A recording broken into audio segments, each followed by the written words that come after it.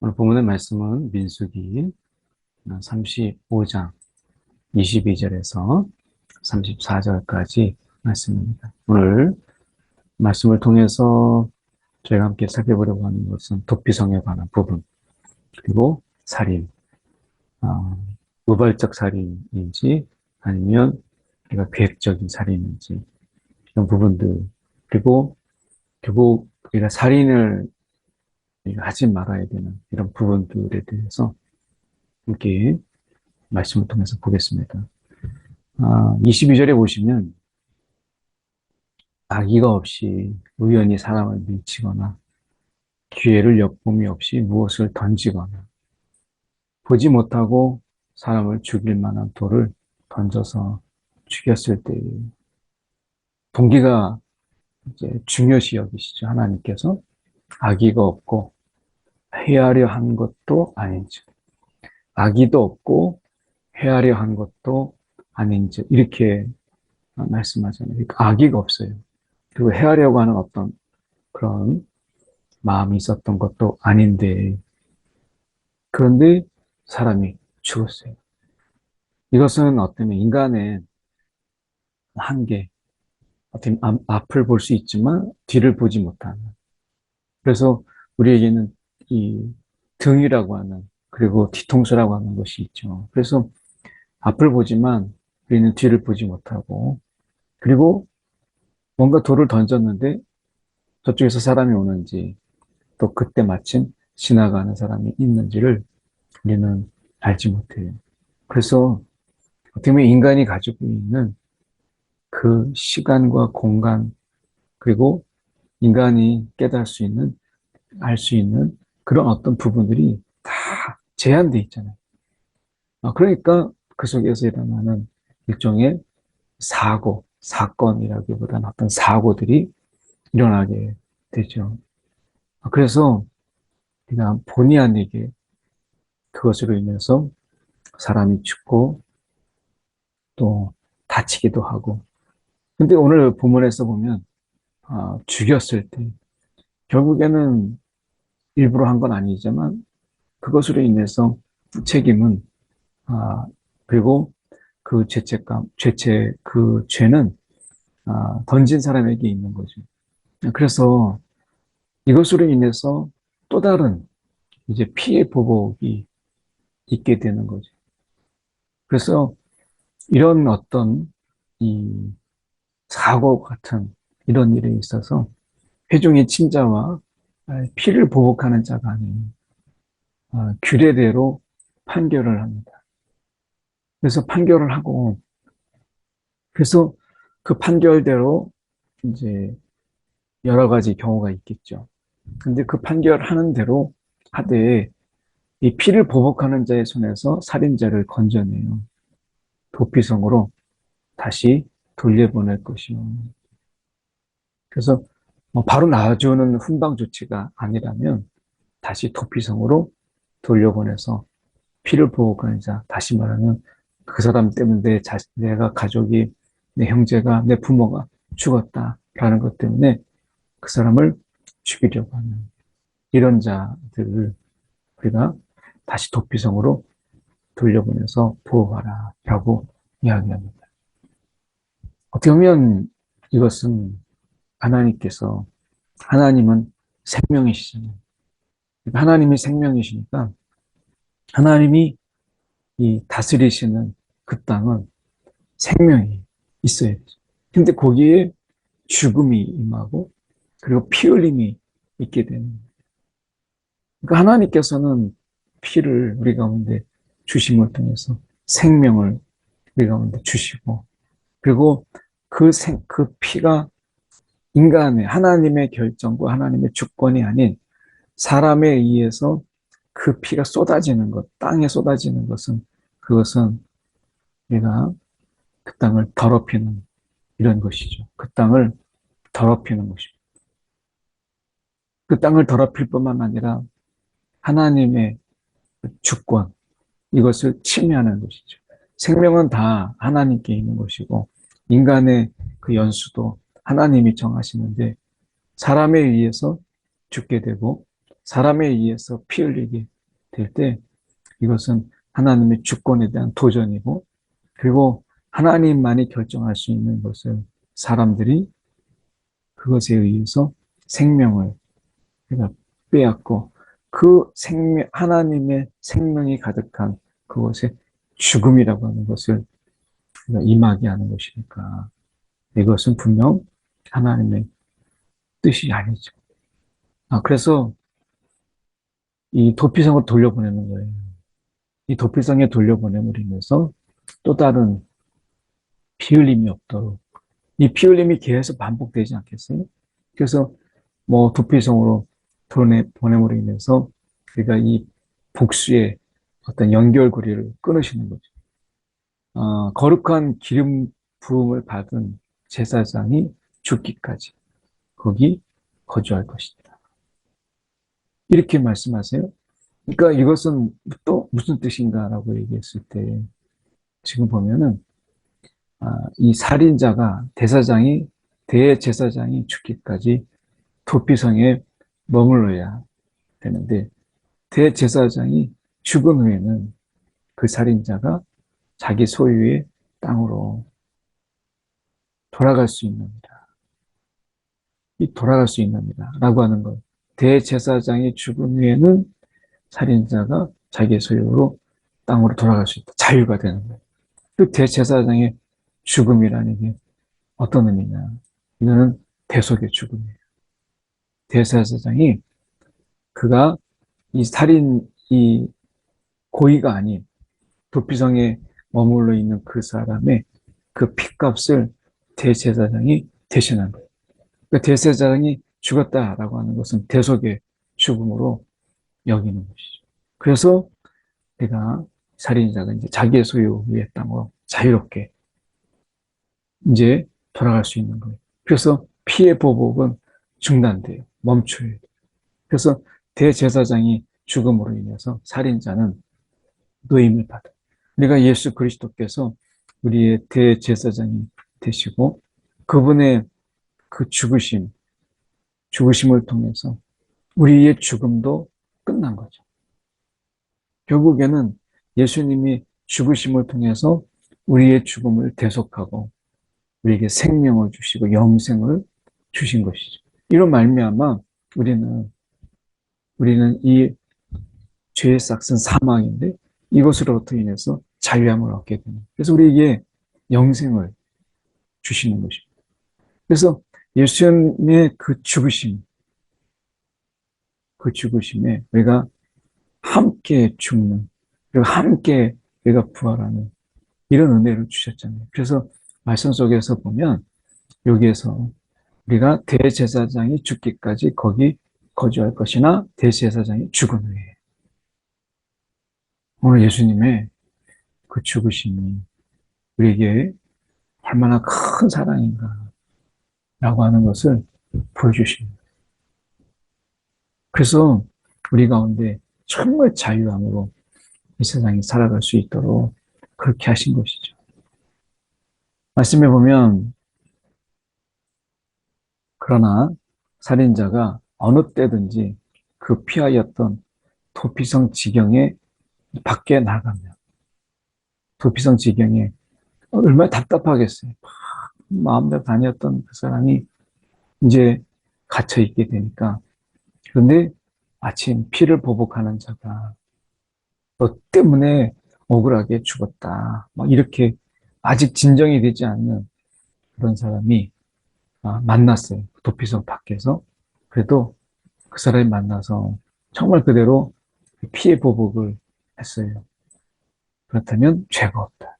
분명히 하나님의 경고는 도피성 밖에 나가면 안 된다 라고 말씀하셨잖아요. 그런데 내가 그 도피성을 밖에 벗어났을 때 결국에는 그의 피해 보복이 있을지라도 그것은 죄가 없다. 이렇게 말씀하세요.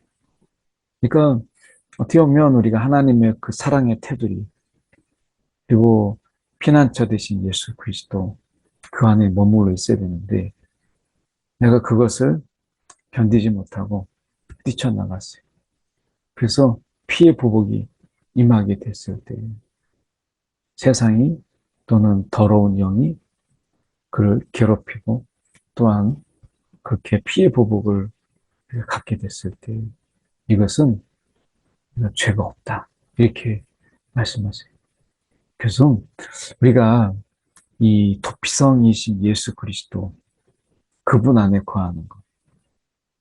이것이 답답하고 예수 안에서 살아가는 우리의 삶이 세상에서 볼 때는 답답하고 또는 고지식하고 때로는 뭔가 낙이 없는 그래서 우리를 불쌍하게 보는 경우 참 많죠. 그 전에 어떤 분이 교회 주일에 날씨가 너무 좋은 날에 교회를 가고 예배를 드리고 하니까 마침 이제 등산복을 입고 그리고 자유롭게 이제 산에 올라가려고 하는 분이 이제 그를 보면서 혀를 이제 끌끌 차면서 이 좋은 날에 당신은 그 무슨 재미로 교회를 가시냐. 날씨도 너무 좋고 볼 것도 많은데 그래서 그 무슨 재미로 그 길을 가세요? 그랬더니 그분이 예수 믿는 재미로 내가 교회 갑니다. 예수 믿는 재미로.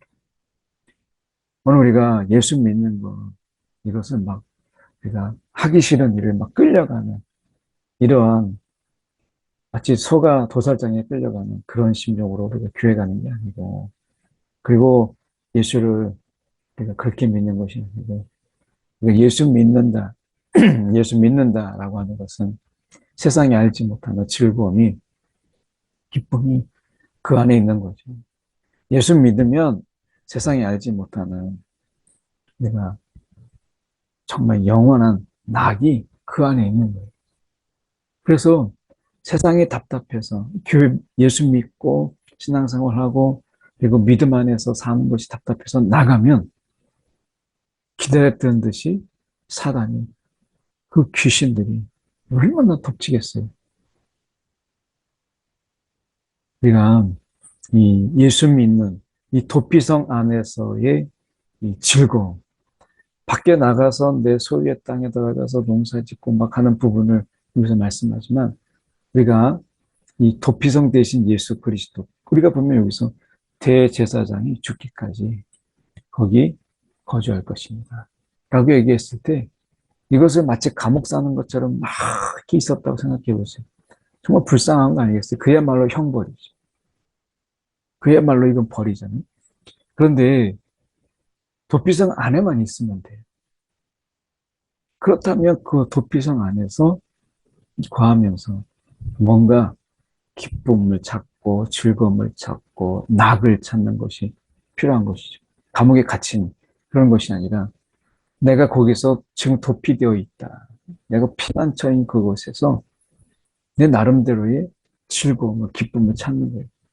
예수 안에서 우리가 이 정말 신앙의 즐거움 그리고 믿음 생활의 즐거움이나 기쁨을 찾지 못하면 그 도피성 안에 있는 우리의 신앙의 모습이 우리는 너무나 스스로 볼 때도 불쌍해 보이고 스스로 볼 때도 낙이 없는 거죠. 오늘 우리가 신앙생활하는 속에서 즐거움을 발견하고 그리고 그 속에서 기쁨을 누릴 수 있는 그런 신앙생활. 남들이 우리를 불쌍하게 볼 게 아니라 남들이 우리를 부러워할 만한 기쁨으로 우리의 신앙생활을 했으면 좋겠다 하는 것입니다. 이는 너희의 대대로 거주하는 곳에서 판결하는 규례라. 이렇게 말씀하시고 그 다음에 보면 사람을 죽인 모든 자, 살인하는 자는 증인들의 말을 따라서 죽일 것이나 증인이 한 사람 되는 것 말고 우리가 두 사람 이상이죠. 두 사람 이상의 증인들이 있어야 된다라고 얘기합니다. 한 사람의 증인이 만약에 했다면 그 사람이 악의적으로 그리고 거짓 증언할 수도 있잖아요. 그래서 그것에 대해서 우리가 증언하게 하시는 것입니다. 두 사람 이상의 증언자가 있게 하시죠. 그리고 보면 고의로 살인죄를 범한 살인자 이 사람은 생명의 속전을 받지 말고 생명의 속전을 받지 말고 반드시 죽일 것이라 라고 말씀합니다.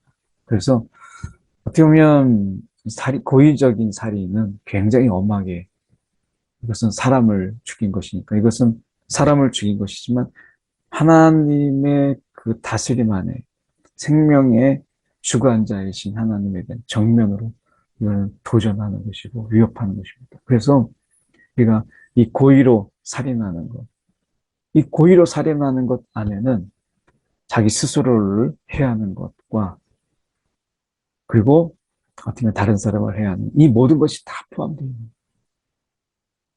그러니까 우울증의 어떤 극단적인 선택이 결국 자신을 해하는 이런 부분 속에서 법적인 영역에서는 그것이 하나의 이 우울증의 증상이다 라고 하는 부분으로 이렇게 많이 이해되려고 하는 부분이 있습니다.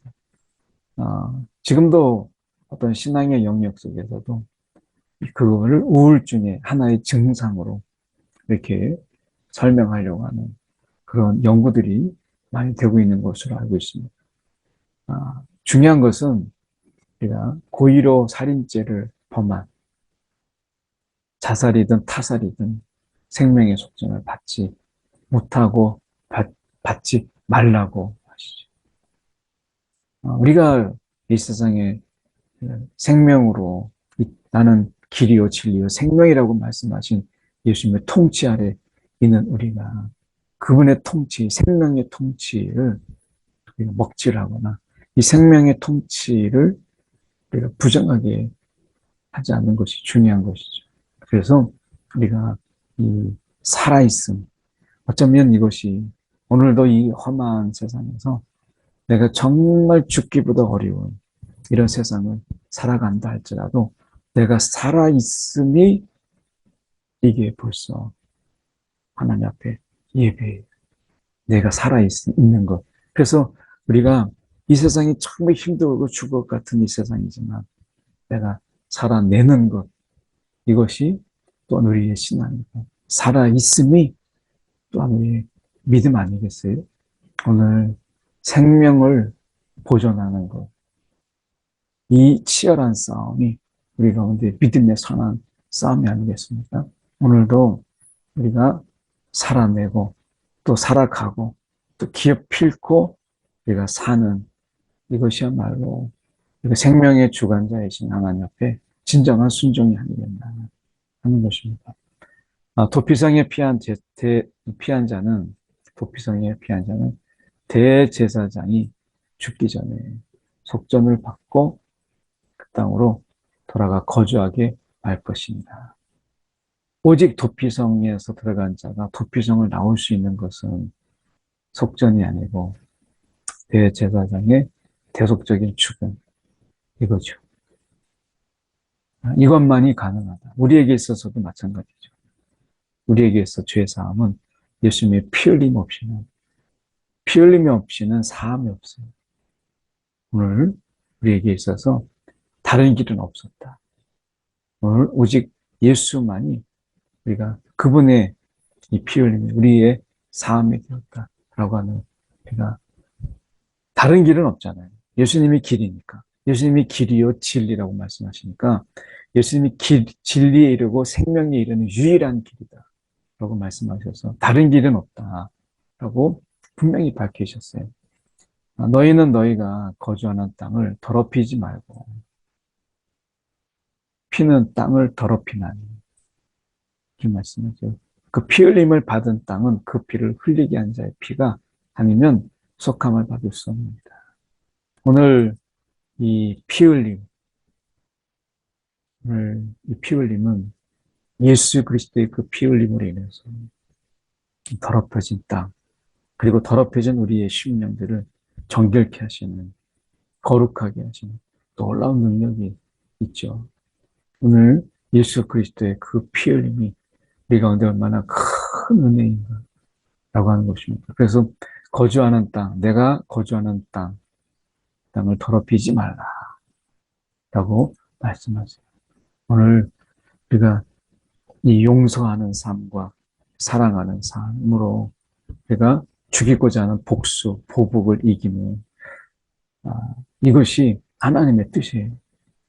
죽일 수 있다고 해서 죽이는 것이 하나님의 뜻이 아니라 죽일 수 있는데 내가 그 칼을 거두고 용서하고 그가 살아갈 수 있도록 내가 돌보는 것. 거기까지는 아니더라도 우리가 이 피의 보복을 끊고 그도 또한 누군가에게는 가족이고 누군가에게는 아들이잖아요. 그래서 그 사람을 우리가 용서하는 것. 이것이야말로 하나님의 뜻이에요. 피의 보복은 할 수 있다 할지라도 내가 할 수 있는 것을 하지 아니하고 하나님이 원하시는 것을 하는 것. 이것이야말로 우리가 삶의 예배고 이것이야말로 진정한 용서요. 이것이 믿음 아니겠습니까? 오늘 우리가 이 땅에 생명의 주관자이신 하나님 앞에 피 흘림으로 우리가 이 땅을 더럽히지 않도록 오늘도 주님 안에서 우리가 나의 할 수 있음을 내려놓고 주님의 뜻을 따르는 이 시간 함께 나의 할 수 있음에도 불구하고 생명에 반하는 것이 오늘 주님의 뜻하는 생명의 길을 걷게 해달라고 우리 함께 이 시간에 기도하겠습니다. 사랑이 많으신 하나님 아버지 감사합니다. 오늘도 우리의 삶 속에서 그 피 흘림 오늘 생명의 주관자이신 이 피 흘림 오늘 그 더럽힘으로 보시는 주님의 뜻을 분명히 깨닫게 하시고 생명을 살리는 그리고 함께 그 생명을 지켜나가는 그 길을 우리가 마다하지 않고 걸어가게 하여 주시옵소서. 오늘도 생명에 능력이 있음을 믿습니다. 주님께서 오늘도 생명으로 생명을 살리고 죽음에서 죽음에 이르는 그 길을 가지 아니하도록 오늘 우리 가운데 맡기신 생명에서 생명으로 가는 길로 가게 하여 주옵소서. 사랑이 많으신 하나님 아버지 정말 감사합니다. 오늘도 생명의 주관자로 저 사망의 음침한 길로 우리가 이를지라도 우리의 생명이 잃지 않고 우리의 생명을 나누고 또한 우리의 생명을 귀한 것으로 살아서 생명에서 생명으로 이르는 우리의 삶이 되도록 인도하여 주옵소서. 살아계신 예수 그리스도를 받들어 기도드립니다. 아멘.